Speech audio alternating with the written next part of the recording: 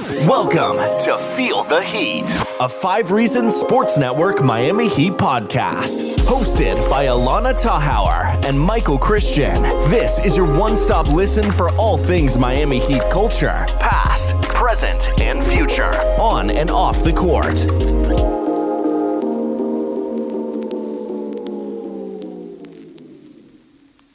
What's up, y'all? Welcome to episode 23 of Feel the Heat. Jordan year 23. You've been here for 23 nights with me, Michael. How does that make you feel? Not the best, honestly. Like, it's fine. I've made it. That's the way I'm thinking about it. Also, when I think of 23, I really think of LeBron in Cleveland.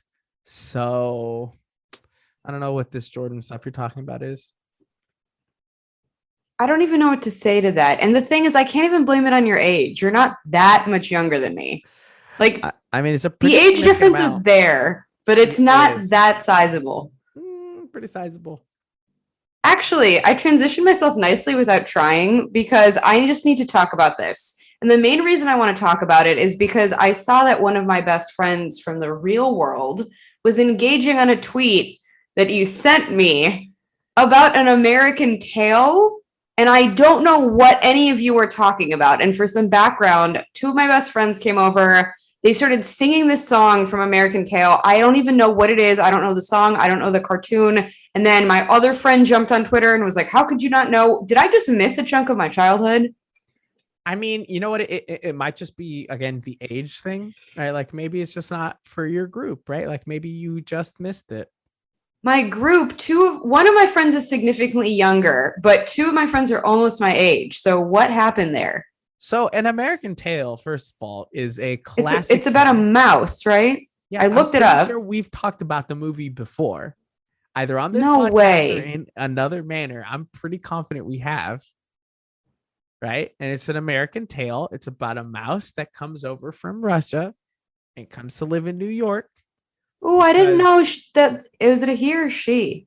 It's a he. I didn't know that he comes from Euroland. Now I want to watch it. Fievel Mouskowitz. Oh, wow. So they really went for it. He leaves Europe and him and his family come to America because, as they believe, there are no cats in America. So there's nothing for them to be afraid of. Obviously, that's not true. The whole movie unfolds. He kind of gets lost, and then comes an absolute cinematic masterpiece in a sequence for a song called Somewhere Out There. Yes, and that is what they were singing. They were belting it to the point of like, I felt honestly like I was with 2 escapees from a psych ward for a very big chunk of my evening. And then I took to Twitter because I thought everyone was going to be like, yeah, what is that? But instead, I just got clowned because apparently everyone knows this movie and loves that song. So I came out looking worse for the wear. Anybody within, I'd say, about a plus or minus 5-year age from myself, maybe a -3 for you, they should know what an American Tail is. And we all loved that song. It was a classic. And then, of course, there were sequels, not as good, but you have Fievel Goes West, which was fine. Okay, now I think I'm going to watch this week by myself, which I don't know why I'm exposing myself to the World Wide Web right now, but I think I'm going to watch it because I feel left out. Great choice of words throughout that entire sequence. I just want to say, just top-notch wording on that one. Well, last time I spoke about condiments for about 5 minutes, and now we're talking about this. This is the acknowledgement that, again, we have nothing to talk about tonight. However, we're going to try to get through this episode. And I guess a better debate would be, I saw something on Twitter, and it was Ethan Skolnick's tweet, actually, that caught my eye, about the current roster and who could fit in well from past years. Now, Ethan said Wade would not be his first choice, and it got me to thinking, but first I want to hear who you would want immersed in this dog-eat-dog culture. So, I mean, it's a fairly obvious one to me, and I'm going to agree with basically everyone else on the internet. If you're building a team and your goal is to win and build the best team possible, my number one fit is going to be LeBron James all day, every day. And I'll put him at power forward and have Bam at center. If I need to have LeBron at small forward, then I'll move Jimmy to shooting guard or something and maybe play it from there. But look, best Heat player of all time in terms of highest level playing and everything, it has to be LeBron James. If you're talking about entire career with the Heat, no question, it's Dwayne Wade. Mm-hmm. But I mean, LeBron was peak for a reason. He reached his own peak, in my opinion, in Miami. I don't see how you could pick anyone else if you're trying to build a winner. I love Dwayne Wade, and I see like the heartfelt reasoning behind it. But I mean, it's LeBron every day of the week. I'm actually picking Wade here. I just think Wade would be a better fit with the squad. I agree with you that if you're looking at raw comparisons, you're going to take LeBron, but I think Wade's entire trajectory in Miami just does more for me. I also just think him and Jimmy and him and Bam like so much complement one another. But then I started thinking if it was just a culture fit, right? Like we're not talking about winning anything. We're just talking about picking another guy that would fit in alongside a Keith, alongside a, PJ Tucker, even Jimmy. Who would you pick? Because my pick is James Johnson. Oh, I mean, you went straight into fighting. Straight up blood sport, like black belt, taking guys out. Yeah. I mean, I feel like James Johnson, especially with UD coming back, would be the perfect complement to what this team's identity is. I mean, that's a good fit. I might go Zoe at that point. Okay. Zoe was a super hard-nosed player as well. He loved getting, into the nitty-gritty of the game, really working on getting those blocks, really playing tough on the block. I think that would be a really great fit. I don't like the fact that it would maybe bump out Bam Adebayo. But maybe at that point, you put him at center and then you put Bam at power forward. You probably run it that way. I don't know. I think Zoe's a pretty decent fit there. Also, man, I mean, there's some decent choices. I just think, look, I see Dwayne Wade. I see the fit. LeBron is just so good, right? And I think the playmaking aspect too. You're a bigger LeBron fan than I think I originally gave you credit for.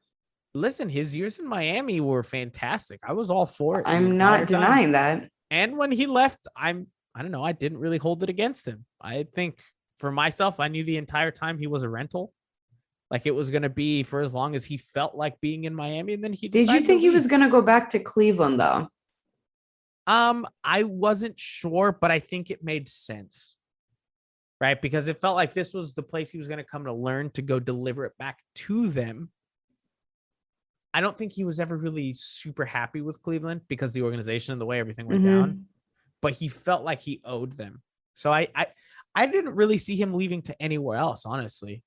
Because I didn't think he would go back after Dan Gilbert penned that atrocious letter. To walk back into that, I mean, I don't think I could have done it personally. I mean, he went back for the city and what he felt like he owed them, right? Because he felt like you made me. I didn't deliver for you, and I delivered for this other place, and I left you the way I did. Here's what I promise you. Okay, bye again, because you guys suck. Well, yeah, he wasn't going to stick around. That was for sure. But I agree with you that I didn't see him necessarily long-term in Miami, but I didn't think he would go back to Cleveland either. But you're right. I think the city means more to him than anything else within the actual organization or team. So that makes sense. And I actually don't think that enough people put that into his narrative because I think people like to villainize him, right? But going back, giving that to the city, like that's a job well done. I will give that to LeBron. I still don't agree with your GOAT argument, but I will give him flowers where it's that deserved. Was the most difficult thing he's ever done is finding a way to win a championship with Cleveland because no one does that. No one does that. Nobody wants to be in Cleveland. Even the people that ended up going there wanted to leave basically immediately after they got there. Him finding a way to win it there, despite the horrible mismanagement, just everything that was going on was impressive. The way he played, especially here in Miami, I mean, all those MVPs, he should have won. Well, how many did he win in Miami? He won 2 MVPs in Miami? Yeah. Should have been at least 3. Right? That Derrick Rose one was a bit of a stolen MVP. Nope. Yeah. Listen, I'm not a Derrick Rose fan, so you're not going to hear me defend him after what happened. I can appreciate him on the court. I can be happy that he made a comeback. I can't get over that entire trial situation. Whether or not he was guilty is not even my problem. It's just the way he handled himself. I can't. So honestly, don't even know what you're talking about. So it's probably for the better. Probably, because I feel like we're gonna lose a few listeners if I keep going down this path. LeBron is the only pick, in my opinion. If you're building a winner, your entire goal is nothing but winning. There's no emotions involved. There's nothing else. I don't think anybody else is even close. Wade is the next closest, and there's a decent gap there. I'm gonna jump around. I'm gonna skip one topic then, because this leads better into the next one. Do you think that as we are constructed, we can actually compete with the likes of Brooklyn and Milwaukee? Yes. I think last year's absolutely, and I will say this, embarrassing sweep. Oh my God, we're back to being embarrassed. Is something that will not happen again. I think that the Heat can compete with those teams. I just think it's one thing to say that they're going to compete, and it's another thing to expect to win, to think that they're going to win. And I'm not really too sure of that. I just think Brooklyn, first of all, I don't even think we've seen Brooklyn at their full strength at any point. Someone's always been hobbled or injured, or they got a couple minutes here or there together, and it just, was against a lesser team. So when we see Brooklyn, after having a full off season of training together, after getting everything going for themselves, really get their rhythm, I think it's going to be hard for other teams in the NBA to keep up with them. I think one of the only teams that can do that is Milwaukee, because Milwaukee has been playing out of their minds, and the trajectory Giannis is taking is amazing to watch. I think the Heat can compete with those teams. I just honestly right now, before seeing them on the court, I just see maybe a 6-game series and the Heat lose it. Could they take it 7? Absolutely. Is there a chance that the Heat win? Yes, because those teams are a couple injuries away from being, in my opinion, worse than the Heat. I just feel like if everyone's healthy and everyone's playing at their best, listen, this Heat team is going to be good and they're going to be fantastic defensively, but they're going to need a lot out of a lot of different guys to really be at the level of those two teams. See, for me, I have little faith that the Nets are going to be able to stay healthy. So I actually feel like I'm a little bit more confident against them than I would be the Bucks, only because I feel like for the Nets to be firing on all cylinders, those 3 guys have to stay healthy, but it's really KD more so than anyone else. And I just don't know if they're going to be able to keep that up throughout the entirety of the season. I'm also not really sold on the rest of their team. They got some guys here and there, but I don't think they're as strong, which in a vacuum, don't kill me, maybe go one way. But I think that, it's something like the playoffs. And when you get to the postseason, you really have to count on everyone, especially if 1, 2, 3 guys are injured, even if it's 4, just a game or 2. So I'm not as high on the Nets as everyone else is, at least not yet. Milwaukee scares me a little bit. But I mean, I've been saying this. I don't think anyone can compete with the Lakers. So at this point, does it really matter? I will counter your argument though and say this. They are not injury prone by any means, but I think if you're throwing injury chances into the conversation, you also have to mention if the Bucks lose one of their top 3 guys, obviously same. So with the Nets, you said obviously KD is the most important. With the Bucks, obviously Giannis is the most important. But if they Middleton or Jrue Holiday, I don't think they're anywhere close where they need to be to win a championship. I mean, no, I don't think they're anywhere close to win a championship. But I also think that if we're just looking at the Heat's chances versus the Bucks or the Nets, I actually feel like we would struggle more so against Milwaukee, because I don't think the Nets are going to stay healthy. I just don't have faith in this team for some reason. And I also just feel like at this point, there's this rivalry brewing between Miami and Milwaukee, and no pun intended. And I feel like at this point, Milwaukee just feels like they won. They're the top dogs against us, so they're just going to keep it going. Which is exactly where Miami wants to be, though. In my opinion, this team hates being the favorite. Maybe they don't hate being the favorite, right? They want the respect and everything, but they play, at least from what we've seen in the 2 years with Jimmy, they play better when they're counted out. They play better, except for this past year.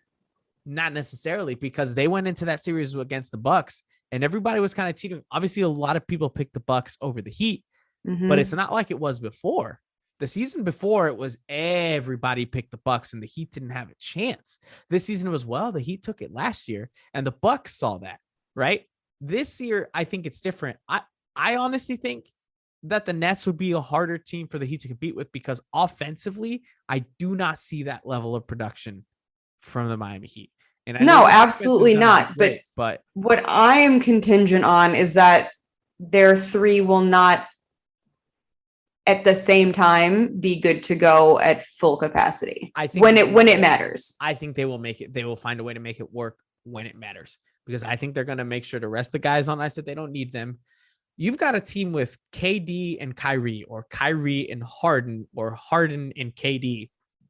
You rest the third guy, you're still beating half of the NBA at least? I don't know.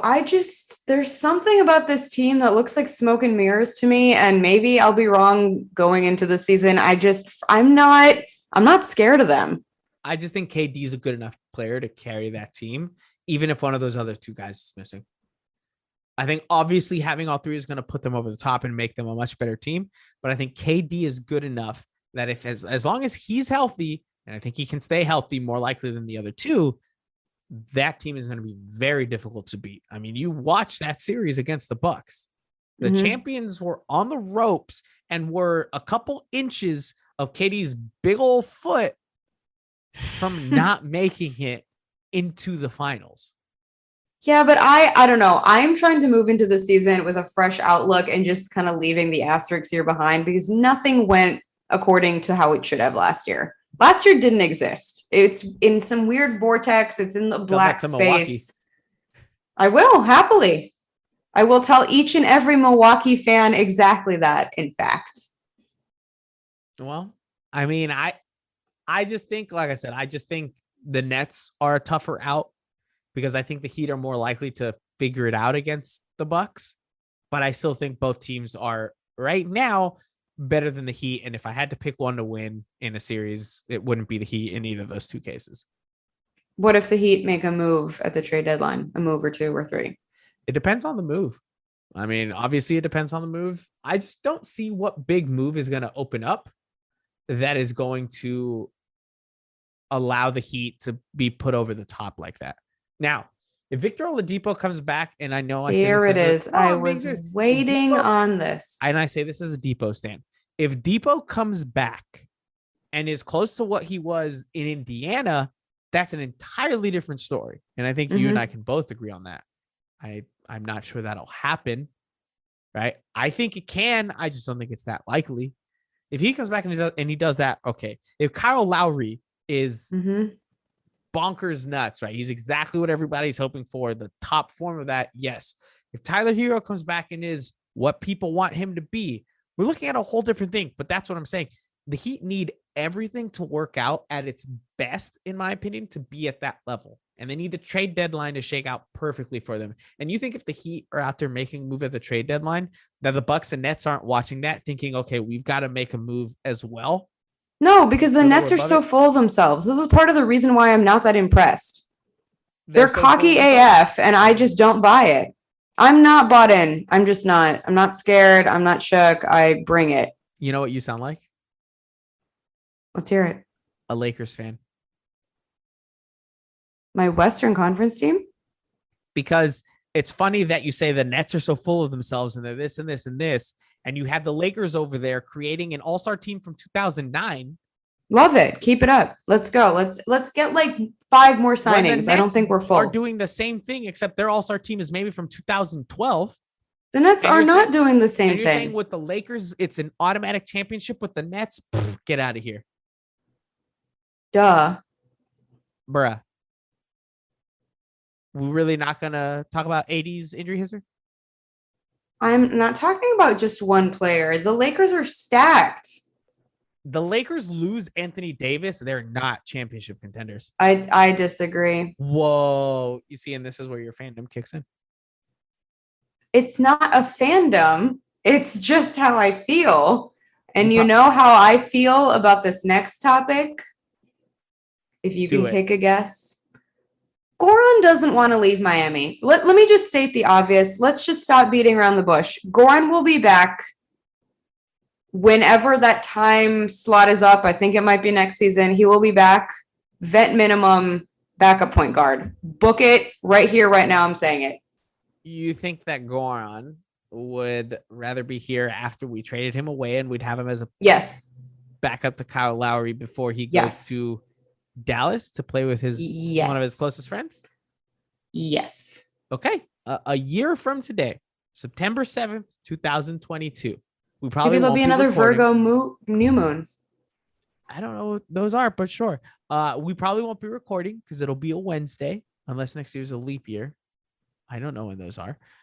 But when we do, I will bring up this exact fact that you were saying. Go ahead. In fact, will be just a member of the Miami Heat on the veteran minimum. Clip this little part to have and to play back. So veteran minimum, Goran Dragic will be back a year from now. Guaranteed by Allana Tachauer. Yep. Yes. Print it all over the blogs. I mean, just spell my last name correctly. I'd be happy having him back. I think he'd be a great backup to Kyle Lowry, especially considering what else the Heat have. Definitely would be. But I can see it now. The return of the dragon. I just don't see it happening personally. That's okay. What makes you manifest his Instagram post? Yes, it's clear that he does not want to be gone. Who would want to be gone? So we're taking social media's advice on what players want. No, we're taking the people posting to social media. Oh, okay. So and reading into that. So Bradley Beal. What about Bradley Beal? According to his social media posts, he should have been traded at least 12 times by now. But Bradley Beal has also spoken out and said he does not want to leave. Goran, in fact, said he does not want to, for example, be in Toronto. Yeah, and then Toronto got all upset about that, which I didn't even know they still had fans, honestly. I mean, okay, if we're going to really keep it 100, that is not the way that you want a new acquisition to be talking about your team. I do not blame them for not being happy. If it were any other situation, I probably would not be for the player doing it either, but it's Goran, so I loved it and hope he keeps it up until his return. Whenever we're able to get him back, I don't know what the rules are exactly. I think it is a year from when you let them go, but welcome home. How old will he be then? How what? How old will he be then? Is he 34 right now?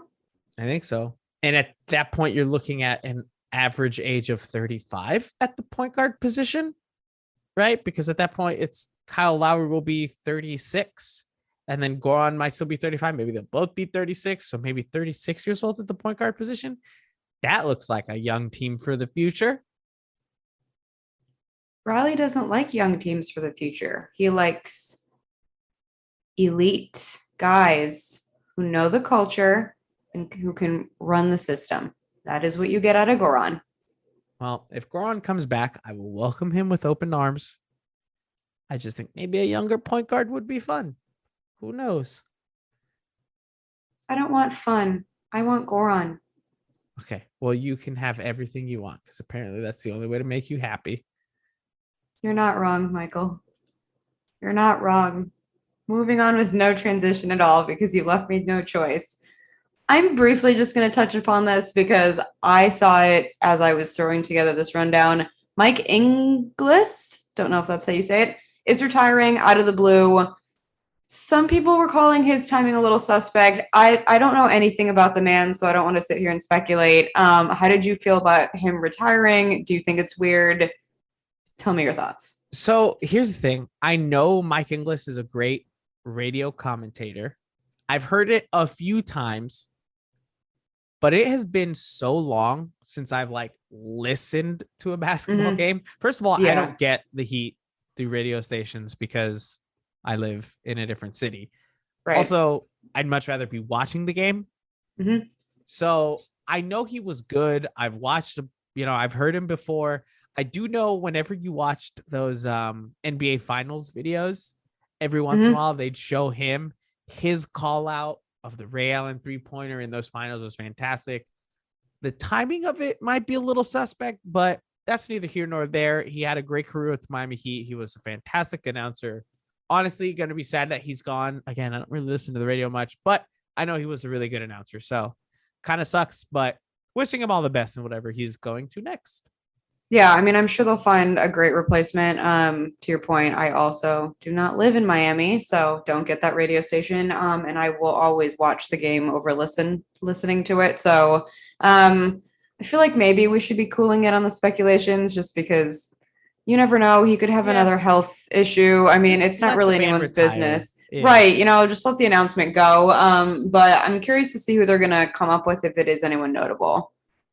You know who used to be his partner in crime on the radio was actually John Crotty, who now does the play-by-play on TV. So I don't know. Maybe Fiorentino makes a return and he does radio. I doubt it, but that would be a wild time to be alive. Coach Tony coming back with this squad in particular. You know what? Sign me up. I'm all for it. Let's bring on the chaos, Of course. You know what else we can sign you up for? Maybe as you drop your headphone and we continue, right? If anybody heard that crash, that was Allana dropping her headphone. Why? Because she doesn't buy actual headphones that are like those over ear ones that are really it's hilarious. I wore these all day. Not a single problem. I sit down to record with you and what happens? Oh, so I'm the issue. I think so. Oh, well, you know what? You know who could probably buy you some really nice headphones? Who's that? Potential future boyfriend. Victor Oladipo. Michael has been trying to pimp me out for the past few days. Second. Nope. What? Are you trying to tell me that I want you to date Victor Oladipo only so that I can meet him and then use it as a means to become his best friend? Because that's crazy talk. That is right exactly what I'm insinuating, because I'm pretty sure I got a direct message from you that almost word for word said that. I don't know what you're talking about. No, you don't. It's too bad that we don't have visuals here because I could have pulled it up. Libel is lying in print. What is it when you do it over audio? I don't lie. You're doing it now. But I mean, hey, Victor tweeted out, right? He listened to Drake's album and he was all like, Drake got him in his feelings for sure. I need somebody, right? The question is, what type of woman do you think that Dipo's looking for? I have no idea. I would love to meet him. You're his biggest fan. You don't know enough about him. I mean, I know. To answer this. I'll tell you something. He's a Taurus. Sure. Yep. And you know who Tauruses are compatible with? Leos. Indeed. They are compatible with Leos? They are, indeed. They're the top three. He posts about astrology stuff every once in a while. I know. He does embrace his Taurusness. Hey, maybe he's into the older women. Who knows? But see, now I slandered his relationship with Kanye. You slandered his Crocs. So I don't know how we're going to get me on his good side. Did I slander his Crocs? I think you did last episode. No, what I said was time to remove that. No. What I said was I don't like Crocs specifically.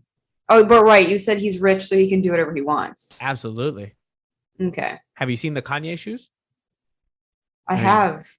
And what do you think about those? I don't really like much of what Ye does. So exactly, but he's rich. He can do whatever he wants. Fashion wise. So, hey, listen, if you have a problem with his fashion sense, maybe you could help him out. Not Kanye, Dipo. Oh, so you're only giving me away to Dipo. Everyone else you don't care about. I don't care what else you do with your life and this kind of stuff. Okay, but as long as it helps you out. Oh, 100%. Yeah, no, for sure. Okay. I'll really try and work on this for you. I can DM. You know what? I'm going to send him a DM. Oh, yeah. Let's hear what how are you going to market me? I'm going to invite him onto our podcast to just talk about his time with the Heat, what he likes about the Heat, why he slip in so bad. That we know about astrology because he seems to embrace it. So be like, listen, you're a Taurus. right? Mhm. We've got a Virgo and a Leo that do the show. You'll have a great time. We're just going to talk about off the court stuff, just some good time stuff, right? Whatever you want to talk about. If you want to talk after the stream about what's going on, you can talk after the stream about what's going on. And then, maybe you two have a little rendezvous in some place. Like, who knows what's going on? I mean, who knows? I don't even know what to say right now, but you know what? Go ahead. Just do it. So you're fine with it? I mean, I'm fine with trying to get him on the pod. Are you saying you wouldn't date him?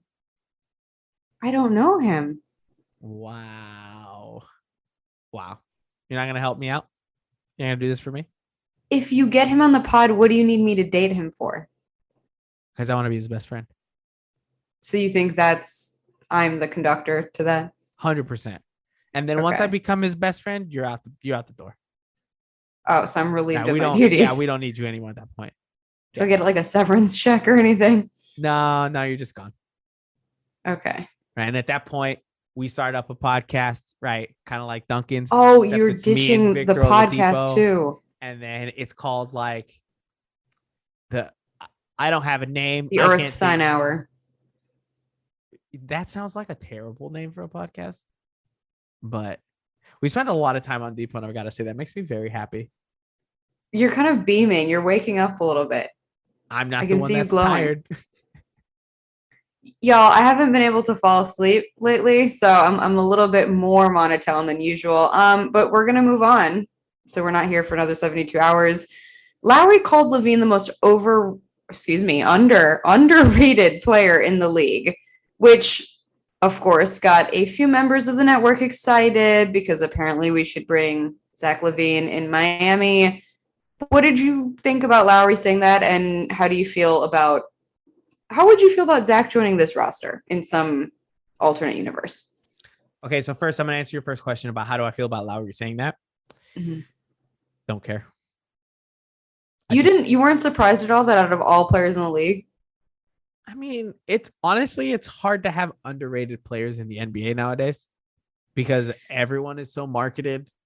All these players are known. It is a much smaller pool of players as well. Zach did make a significantly less amount of money than a lot of other guys who were putting up the same number. I feel like Zach Levine is one of the only guys that you can really call underrated right now in the NBA.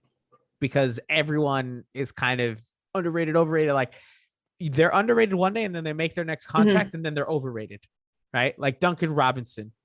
Underrated prospect by all intents and purposes, goes and gets that contract, and now everybody's like, "Oh, why are they paying him so much?" Yeah, that's just how it is. It flip flops all the time, and this isn't like the NFL, right? You've got a ton of different guys playing a ton of different positions. Everybody is kind of doing the same thing. Everybody has different roles, and they excel at different things. But it's basketball, right? The best basketball player does all of it, and you kind of have a better idea. The fact that he thinks he's an underrated player, cool, right? Like he can think that. Just personally, doesn't really move the needle for me. It doesn't make me want to sign Zach Levine or not want to sign Zach Levine. It doesn't matter to me that much. If they trade for him, okay. But earlier when we were talking about a trade that moves the needle and puts this team past, the Nets and the Bucks, I don't think Zach Levine is that trade personally. I just don't think so because I don't think he'd get the same opportunity shooting ball here as he would in Chicago. He would have to run through a bunch of different stuff. His defense probably isn't the best. I don't think personally that it moves the needle too much. Hey, maybe I'm wrong. They make a trade for him. He's scoring like 24 points per game with the Heat and he's all world. I just don't see that happening. So for me, take it or leave it. I don't care. I mean, I would welcome him with open arms. I'm not necessarily gunning for the guy either. But I will say he's been very impressive, especially this last season. And, as someone who wants my city to do well, even though I'm not necessarily a Bulls fan, I am excited for him. And I'm curious to see how he's going to do with this new roster, especially because, he's been begging for help here for a little bit. I think getting rid of Markkanen will definitely improve at least the morale, if nothing else. But they've made moves for him, right? Absolutely. Getting an absolute GOAT in a player like Vucevic, right? Yeah, definitely. Absolute GOAT. That just rolled off the tongue so easily that it makes me sick. Getting a fantastic young buck in Lonzo Ball, right? DeMar DeRozan doesn't exist, though. I don't think DeMar DeRozan moves the needle that much. Okay, Michael has lost his mind, and that actually is a perfect segue into our last topic, which is Paul Pierce's fuckery, dare I say it. Whoa, whoa, coming in with the big words. Pew, pew, pew, pew. We got an F-bomb. I just wanted that to be known. This man needs to stop talking. No one wants to hear what you have to say. No one cares what you have to say. No one believes what you say. Can we You know what's my favorite get part rid of though? him? He's doing an interview about him leaving ESPN, and his complaining about leaving ESPN is that they made him talk about LeBron. And then he is in that statement talking about LeBron. I mean, come on, like he acts like it was his choice to leave. He had a series of indiscretions, and then he fired. You got fired, homie. I mean, at this point, like, I'm not trying to say that he has to come out here and, apologize, but don't go the other way and act like you're too good for the network. I'm not saying this as someone who's necessarily backing ESPN. I think they have hella problems over there. But Paul Pierce, just stop. Like, you have gone off the deep end for years now. It's getting worse. I don't want it anymore. No more Paul Pierce. So then here's the real question. Who do you think is going to end up crazier at the end of it all? Dennis Rodman or Paul Pierce? No, see, Dennis Rodman is an absolute genius to me. Whoa. I love Dennis. Let me tell you something about Dennis Rodman. When I was a little girl and I saw that he married himself, I have never related to someone more in my life. He did what? He married himself. Did you not watch The Last Dance, at least? I did. I don't remember that part. He got married to himself. He was in a wedding dress. I believe, I can't remember if he was in downtown New York or Chicago. But I remember sitting there being like, you know what? We should all marry ourselves. Like, what he is doing. So we have Dennis Rodman to blame for a lot of why you are the way you are. Honestly, probably. Oh, that explains everything now. Yeah. Yeah, no, you're a problem. Yeah. Mm-hmm. Yeah. So no, there's no comparison. Dennis Rodman is a absolute gem of a human. There will never be another Dennis. Paul Pierce is a talking head who just is holding on to his last 3 seconds of fame, and it's a bad look. And someone in his camp needs to shut him up. I don't know how many people he has in his camp, and if there are people in his camp, he's probably paying them a decent amount of money. Paul Pierce sucks a butt. That's what I think. I do not like him. I've never liked him. I think his gameplay is annoying.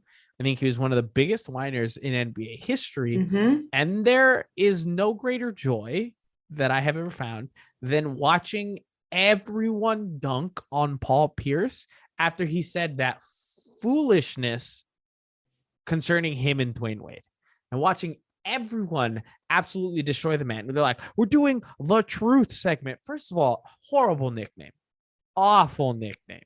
Like, get out of here. Especially for a guy who lies a ton. Like, oh, I wanted to leave ESPN. Bro, shut up. Just shut up. But see, and it's, you can't even, it's not like a Big Sean situation, right? Like Big Sean, not so big, but it's ironic there. Paul Pierce, you're just like, no. Paul Pierce needs to go work for WGXK, whatever the hell it is, in Boston, where it's the only people that care to still listen to what he has to say. Because as for the rest of the nation, Paul, shut up, bro. There's a reason why nobody gave you a farewell when you were retiring. Dwayne Wade got him.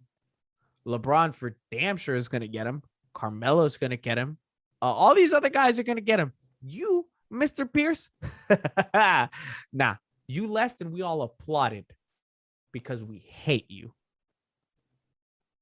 That's it. That's a great way to end this. I think especially from a triple Virg on the Virgo new moon. I think that's a wrap for tonight. I need to get my ass in bed. I don't know what you're going to go do, but thanks for listening, y'all. We'll catch you next week. Thanks for listening to Feel the Heat. Can't get enough of your hosts? Follow Allana at Allana Tachauer, Tachauer, and Michael at Michael5RSN on Twitter and Instagram. And don't forget to subscribe.